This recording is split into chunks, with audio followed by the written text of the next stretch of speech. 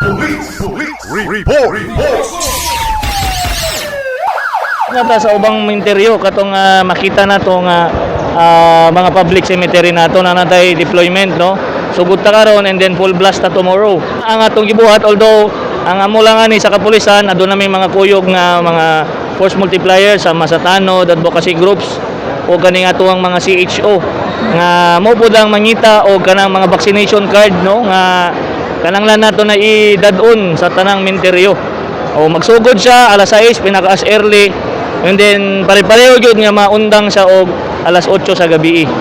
So ang mga bawal of course kanang mga hindagiban nga di naman nakananglan sa minteryo and then katong mga loud nga speakers nato and pwede man ta magdala og pagkaon but yet if man atong dadon o ikuan sa basura ng atuang mga pwede mga leftovers nato. So far ma'am mao pa nang ato ang preparations no although minimal pa karon initially kay give way to the street dancing karon then after balik mi and at least wala na tong bagyo na to. So ang uban nga personnel nako nga naka-assign atong search and rescue ako nang himuon og bantay sa ato ang mga sementeryo nga unom ko ba. Okay sir, doon na ba limitasyon ang pagsulod sa sementeryo mga tao na to? Sa nasabta na to sir sa atong nakuan is supposed to be 1 hour lang. No, but atong tagaan sila o ganang leeway basta dili lang maghuot ang atong minteryo.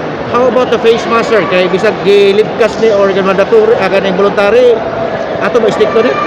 As being mandated no sa ato sa among meeting nga needed gyud siya ang magsuot og face mask sa sulod sa sementeryo all the time. Mabitaw na yung purpose nga natay vaccination card and face mask kay dili man ingon nga wala nay COVID nara man gyapon no. Ang ato lang malikayan nato ang pagsaka na po balik sa mga COVID cases nato. How about mga bata? Sudlod ba?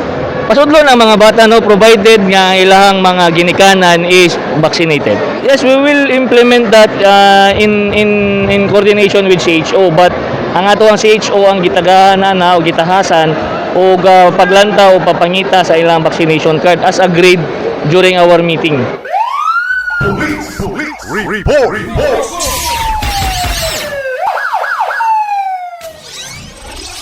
Action! Balita!